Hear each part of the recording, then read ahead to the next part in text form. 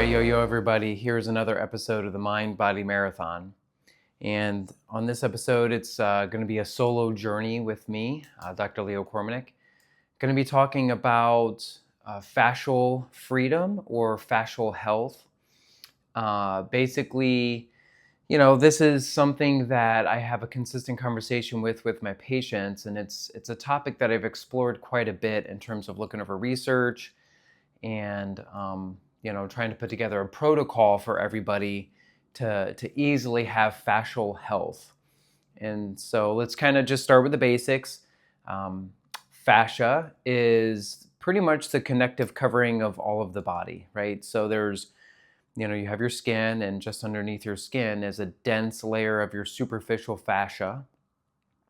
And on top of every muscle, nerve, tendon, bone, there's a fascial wrapping.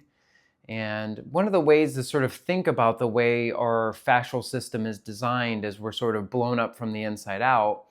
So if you think of like a balloon, and if you have a balloon and you pinch one edge of the balloon, all the fibers draw tight to that because of that tension. And if we release that pinch, all those fibers reorient themselves to a neutral position.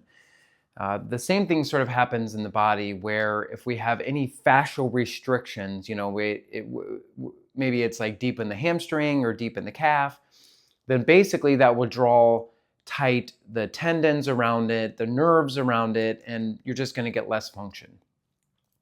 But this is kind of a funny conversation, because I think one of the biggest things that we're going to talk about is that some people just naturally have tighter fascia than others. And this tends to come with a little bit better athletes, meaning some people that can make it to the next level. They can handle decent volume of workouts. They can, they might be able to be a little bit tighter and a little tighter wound, and they can handle the rigors of the NFL or the NBA, or a professional runner that might be able to handle the 100+ mile weeks. Basically, when your fascia is densely wound, it provides a easy kinetic energy transport. So when you hit the ground, or you play football or something, where the fascia absorbs a lot of that shock, takes pressure off the muscle, takes pressure off the bone, and provides this really taut mechanical support. Kind of another way to think of it is like if you had a tight rubber band and you draw that rubber band tight, it's going to snap back with much more force. If you had a loose rubber band, like an old rubber band, it's just not going to, bounce back with as much force. That your fascial system provides that. It provides this free mechanical potential energy. However, it can get out of hand. And so that's what this conversation is about, is how do we adequately tighten up our fascial system to get the necessary benefits of performance, but not in such a way that we're creating injuries, or we're not easily able to access our strength and power. If your fascial system is too tight and it limits joint range of motion, and it limits full body range of motion of the muscle, then what that can be like is that's essentially like a car driving down the highway that has a 5th gear, but you can only get to the 4th gear. So you're just leaving all this potential on the table. And I see this often with a lot of athletes, and I see this a lot when we age as well with my aging patients. This is not a crazy thought either. If you go to the grocery store and you watch somebody who's 80-year-old walking around getting their groceries, I mean, they're stiff as a board. And it's like, is it their muscles that are stiff? Is it their joints that are stiff? It's like more than likely their fascia. And this brings up a really good point that fascial motion and fascial health has mostly to do with hydration. And, when we're born, we're like 80% water. And then as we age, we get down to about 60% water if we're, north of 65 years of age. So one of the general theories of aging, and this is something that I'll explore in another topic for a podcast, is theories of aging. But one of the theories of aging is essentially that we just lose our ability to retain water. And so what happens is our system just mats together. I kind of gave you that balloon example of how we're sort of tied together. Maybe another example is a spider web with our fascia. And that's really what it does look like on dissection. But if you have a spider web and you take one strand in the spider web and you draw it tight, all the fibers, essentially have to accommodate to that stress. And then if you release that tension point, literally every fiber reorients itself to a neutral position. So, essentially that's how we're designed. And those tension points have a lot to do with hydration, because we're essentially, just a bag of bones that's suspended in space by muscles, ligaments, and fascia. And the muscle, ligaments, and fascia are adequately healed and repaired in a world of hydration. So hydration is probably the biggest thing that we need to draw upon with this. So with that being said, let's kind of go over some topics that can help give you some good fascial health, help you age gracefully, help you essentially repair a lot of the soft tissue that works with the muscles. One of the things that I think is lost with hydration, so obviously with hydration, we're talking about water. I don't necessarily love to give to my patients, I just don't personally see any value to give like, you should drink so much water a day. And I think that's like okay to think about, I think like people are like, oh, how many liters of water should I drink a day? I think the biggest thing you just need to think about is you need to use your urine as a cue. You should be urinating multiple times a day. It should be clear, not fully clear, just maybe have a little tinge of yellow to it. I think if you're paying attention to that matters. Like if you're in Phoenix, Arizona, listening to this podcast versus Cleveland, Ohio, you're going to have a markedly different experience with retaining water, just because one is a desert and one is not, and one is hot and one is not. And it's just that simple. And so I think you just need to understand your environment. You need to obviously understand how much you're working. So say you take a day off of running. I don't know if you need to be paying as much attention to hydration those days. The days that you do a long run, obviously you need to pay more attention to hydration, and you're going to use essentially your urine color and frequency as a cue for that. And I don't think that's a cop-out answer either in terms of hydration. I just think we're dynamic systems, and sure, it'd be easier to just have a simple recipe of, yes, have X amount of water a day, but I just don't. And honestly, like even the water intake a lot matters with what you're even eating. So say you're eating a lot of fruits and veggies. So say you start your day with fruits and veggies, and versus you start your day with eggs and bacon, right? So you start with eggs and bacon. That's going to take a lot more water to break down. So you will need to emphasize water earlier in the day. But say you start your day with fruits, banana and apple, and you kind of just start your day with coffee, banana and apple. It's like, well, you need a lot less water to break that down. In fact, the fruit really adds the water to the system as well. So it's like it's a positive hydrating situation there. So you really don't need much water to even break down that fruit. So that's a lot of times why a lot of people lead the day with fruit anyways, is because you are already coming out of sleep dehydrated, and then you're adding a positive with the food versus eggs and bacon, which is not a bad breakfast, but versus eggs and bacon, which does require a lot more water content. So that's something to keep in mind how you start your day. But basically, one of the things that's important that I think is underrated is electrolytes. And if any of you have heard some of my previous podcasts, this is definitely something that I keep consistently hitting on, is that water follows sodium. It's a common principle of physics within the body and biochemistry. It's like water follows sodium. So how does your body know how to retain certain amount of water? It knows how to retain it based on the sodium levels in the system. And if we make sure that we have ample electrolytes, sodium, potassium, magnesium being the primary ones, then our water will be better retained in that system, because water will want to dilute the electrolytes. So if you have adequate amount of electrolytes, then you retain a lot of water. And the cool thing about our body is if we have too much electrolytes, it just readily gets rid of it. It's one of the most tightly regulated systems in the body is electrolyte balance. So I don't think you have to really worry about, having a bolus of salt or sodium and it affecting the system long term. It's not really going to affect the system long term because your body will just get rid of it quickly. So that's something to kind of keep in mind. So, for me personally, I like to make sure I have at least one element a day, LMNT. That's you can buy that on drinkelement.com.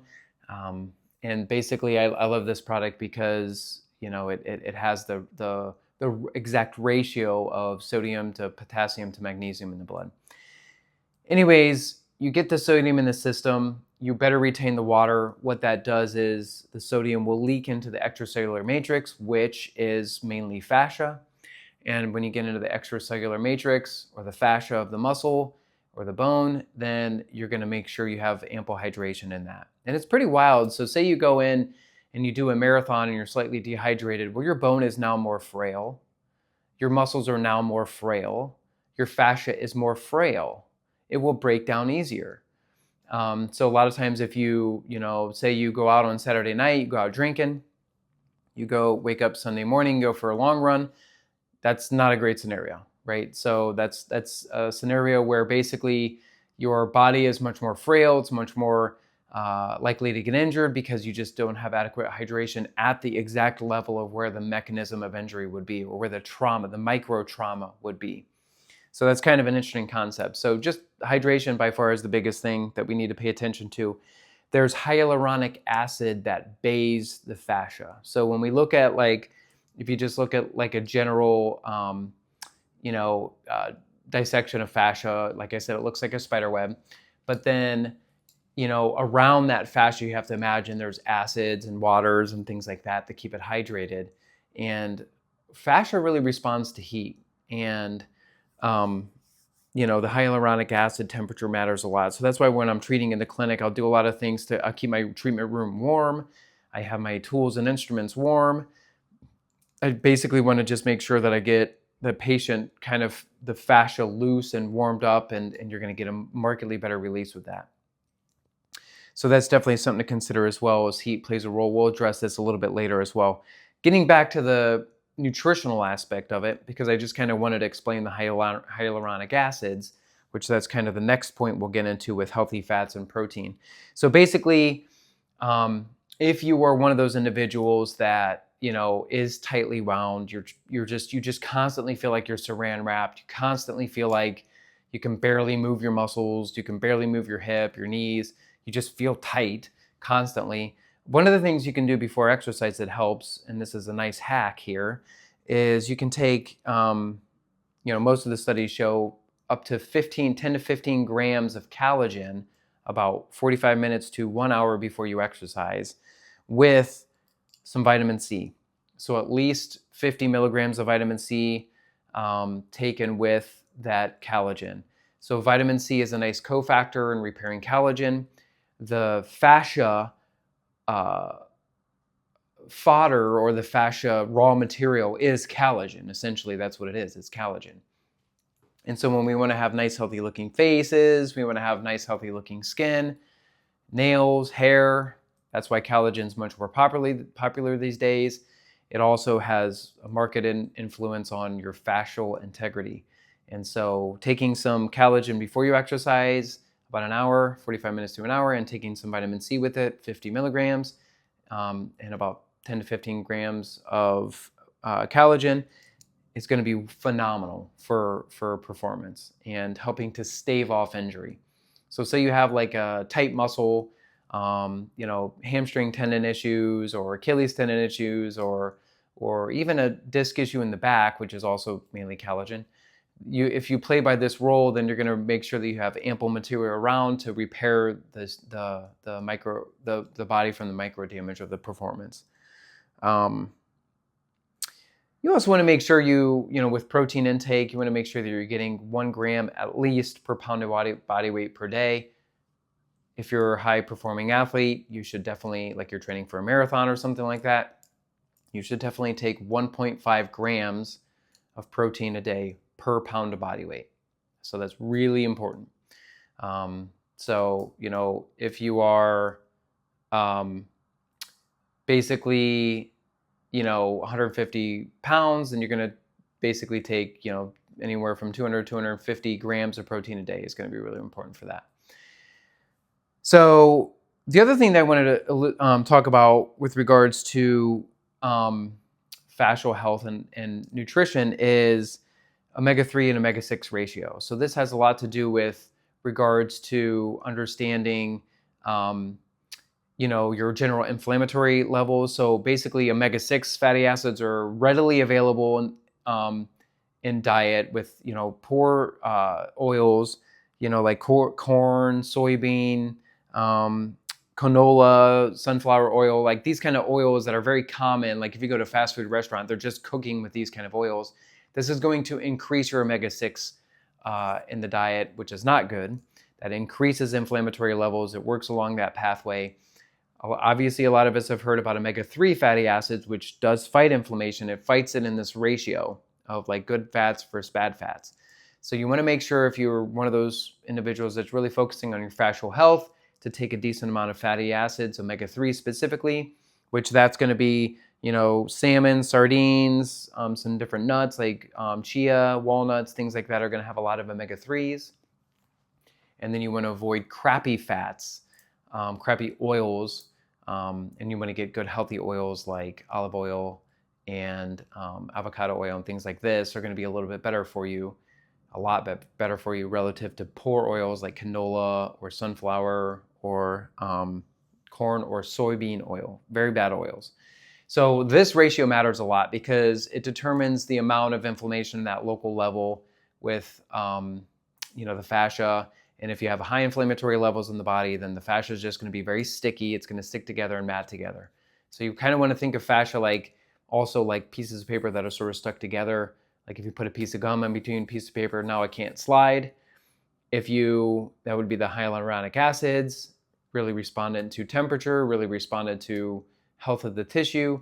So, if you have two pieces of paper that don't have a piece of gum between it that can slide very easily, that's what we want. So we want low inflammatory levels. One of the ways you can check this is if you're looking in the mirror, scratch your chest and you'll get a red mark. And if the red mark lasts more than 60 seconds, then you have high inflammatory levels in the body. And that is very bad for performance, very bad for fascial health as well.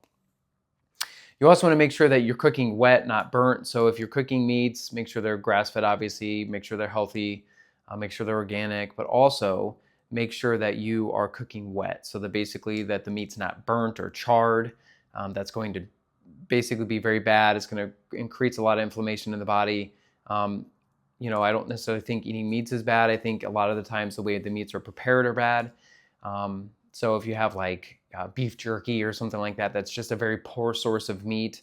Yes, you're getting protein in, but it's just not great. It's not healthy for the body. You're better off just having a good, healthy piece of chicken, good, healthy piece of salmon or steak, and that has some hydration to it, that has some juices in it. Some of the juices that you can do to help would be having acidic marinades, something like lemon vinegar and different herbs. This will also help to get away from some of the inflammatory levels within the collagen. So, lemon chicken or something like that, or some different vinegars to put on different meats and things like that. This will help to decrease the inflammatory levels with consuming that meat, and also hydrated it essentially. Kind of going back to that example of like having fruit in the morning versus having bacon and eggs, which is going to pull a lot of hydration from the body. So, we kind of know, in general, so kind of touched upon a lot of the dietary aspects of it. These are not huge sweeping changes you can make, and they sort of play a role in a lot of different diets that you might consume, whether you're vegetarian or vegan or keto or whatever, you can sort of play by these rules. But these are some really important things to focus on. The other thing I would say is that you want to make sure that you are trying to avoid gluten. I'm not saying you need to be gluten-free, but I wouldn't go out of your way to have a ton of bread or pastries. Obviously, processed foods are going to be very bad for you anyways, but a lot of things that have high levels of gluten in it are going to be processed. So maybe if you have like a breaded piece of chicken or something like that, well, that's not that processed compared to like a cookie, which is really, really processed. So don't get too hung up on being like gluten-free, but I also wouldn't go out of your way to just consume huge swaths of gluten either. And this doesn't have anything to really do with gluten. This has more to do with how the gluten is prepared, or how the wheat is prepared, I should say, and increasing glyphosate intake in the body, which glyphosate really jacks up, your body's ability to repair fascia, because collagen is the backbone of fascia, as we alluded to earlier. Glyphosate replaces glycine, which is an amino acid in the body. Glycine is at a very critical bend in the fascia or the collagen. And if you put glyphosate there, well, you can't layer the fascial layers as closely together as you would want to create fascial integrity, like a rope that's really tightly wound. You sort of get a little bit of a haphazard look microscopically. This, again, doesn't have anything to do with gluten. It has to do with how the gluten is prepared. Basically, if you're consuming gluten, you're probably going to have high levels of glyphosate. It's just how it's prepared in the body, or how it's prepared manufacturing wise. So that's why it's also really important to even focus on organic as much as you can, and focus on just limiting gluten as much as you can, so that way you can eliminate glyphosate. So one of the other things you can do, with that being said, is take glycine, specifically at night, things like this, to kind of basically help push out any glyphosate that you might consume in the diet. Again, I'm not anti-gluten here. It's, you can go to Italy and you can eat gluten all you want, but it's just different there because they prepare it different. But here, if you're listening in the United States, this is going to be a little bit different conversation. Highly processed wheat is just filled with glyphosate. It just is, period. It's not a matter of you being allergic to it. It's just a matter of you consuming that bad product of the Roundup or the glyphosate. And it's going to modify your ability to repair fascia, period. The other thing to think about is obviously, like, things that we already know about to help increase fascial integrity. And that would be like foam rolling. That would be like massage therapy, myofascial release specifically. Basically, that's a type of massage therapy where they do, or stecco is a kind of another term that's coming out now. Basically, that has to do with, you're doing long sustained holds on the muscle. So basically, you're doing long sustained holds to increase the temperature of the hyaluronic acid. When that's the case, that sort of allows the fascial layers to just gently slide a little bit better, and then thus allows you to have much more mobility for the movement itself. So when you do massage therapy, you want to make sure that you're doing myofascial therapy where they're doing long sustained holds. When you're doing foam rolling, the same thing. You don't just want to aimlessly roll back and forth. You want to stop and hunker down in the tight areas and hold dead pressure, and that dead pressure will essentially allow those fascial layers to break open and, give you some release. So, this kind of brings up the topic of a massage gun. Massage guns are okay. They're great for warming you up. So say if you watch an NBA game and guys or gals are using massage guns on the quads or the hamstrings or the calves before they go into play, that's a great example of how to utilize that. If you're just sitting around watching TV aimlessly at night and you're thinking you're releasing the tightness in your calf by massage gunning it, that's not actually happening, because about 5 minutes after you get up, the muscle is just going to tighten right back up. It does really well with warming up the acids in the area to allow the mobility to happen, but it doesn't actually change the tensile point within the fascia. So it's great for warm up, but it's not good long term for releasing things. You're still going to have to go to a massage therapist. You're still going to have to go to like a chiropractor or a PT, somebody that does like cupping or scraping, or even doing cupping or scraping on yourself. And you're still going to have to foam roll. You just have to address the tissue. You have to address the front, right where the tension point is, and hold dead pressure on it and get that release. And you can't skirt by it easily with a massage gun. It's just not going to do the same thing. They're great for warm-ups, but they're not good long-term for releasing the fascial tension. So that's a really important concept. Obviously, sauna work is really going to be important for this as well. Obviously, if you do a lot of sauna work, it's going to be really smart for you to make sure your hydration levels are all well and good. And you want to make sure you're taking some electrolytes with that as well. I know having exercise classes or yoga, hot yoga, or even stretching within a sauna is becoming a little bit more popular. Hot yoga has been doing this for decades. And these are really good techniques that understand that if you are in a warm environment, you will get better range of motion in that fascia. So doing yoga within, after going into a sauna or into a hot tub is going to be more beneficial, or hot yoga like Bikram or something like that, or hot vinyasa. These are really smart things to do. And people just naturally feel better when they do that. Now, that doesn't mean that cold therapy is bad if you're trying to improve your fascia. There's a time and place for cold therapy, but usually you're going to want to do that not around the exercise, because that's obviously going to tighten things up, because you're just more tightly wound after you come out of a cold bath. That's more indicative of I'm trying to repair the inflammatory levels in the body. So there is still a time and place for cold, and generally speaking, that's going to be more in the morning and more not around the moment of exercise.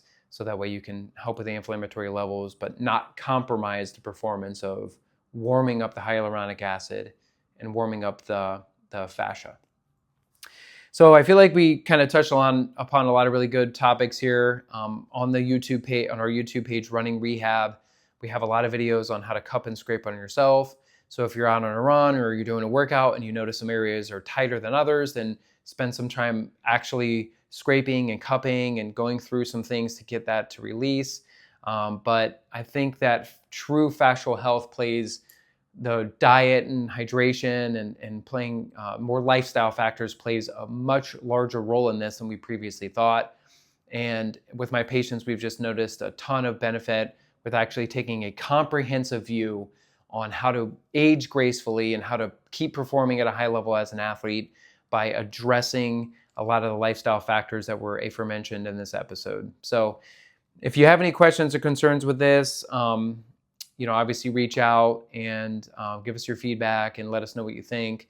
But also just reach out if you have any questions. But I think this is just a really important topic to help everybody age gracefully. And yeah, so thanks again for listening to another great episode of the Mind Body Marathon. Dr. Leo here. Be sure to check out my new book, Faster Without Fail, Your Guide to Overcoming Injuries and Running Faster Than Ever. It is now available on Amazon. You could read reviews on the Amazon. You can check out what other people have said about it. But basically, if you want to revolutionize your running form and better understand how to stay injury-free within the sport, this is your guide. Feel free to reach out and let us know what you think of the book. I would love to hear your feedback. But again, please check it out on Amazon. Faster Without Fail. Appreciate it. Dr. Leo here. If you want to catch me in another setting, be sure to check out my YouTube page, Running Rehab, where you will find exercises on how to stay healthy with running, how to improve your running form, and a bunch of other tips and tricks on how to get over common injuries.